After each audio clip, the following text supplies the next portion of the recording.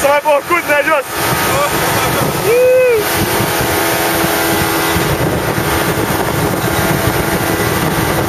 Aê! Gelada, pô, aí, ó. Tá amarrado, tá amarrado, tá amarrado. Tá amarrado em nome do Senhor. Aí.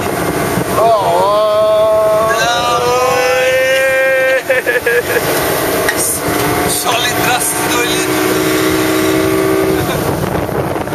Vamos ver a operação aí de atracação. Chama o Neves pra atracar. Aproveita pra acabar a bateria, se não botar pra carregar. É?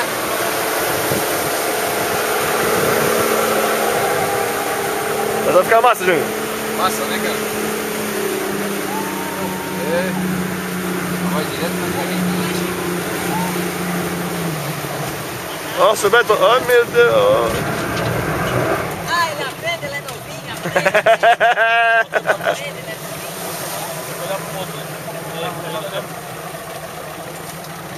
Pode ir também.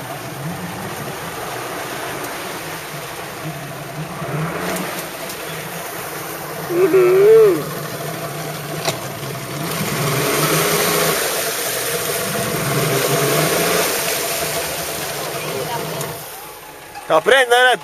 Aprende, aprende. Não é um tratorista, não. Vou botar essa carreta no lugar. Ei, vou falar pro meu sogro ensinar o senhor. Meu sogro, o Giba, ele ensina o senhor bem. Tá? Pode deixar. Tô fudido aí.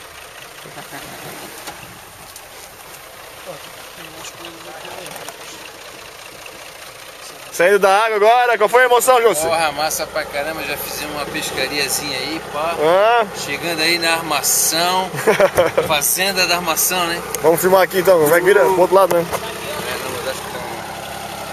Ela tem que fechar e virar, eu acho. Não sei se ela Aí, vai, não vai dar Saindo das águas. Só que vai dar velho por quê? pé. Não sei, às vezes porque ela tem que fechar e virar, não tem que abrir. Vamos ver, depois a gente vê.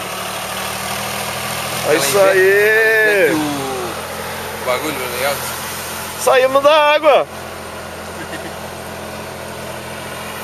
Trimpote no talo.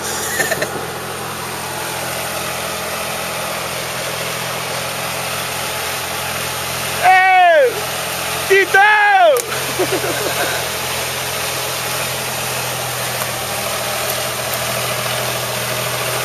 Uma filmagem longa essa. Está gostosa. Está gostosa.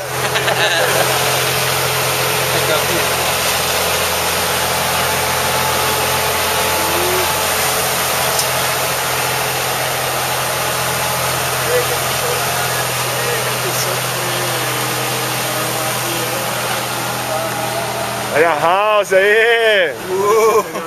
Parou.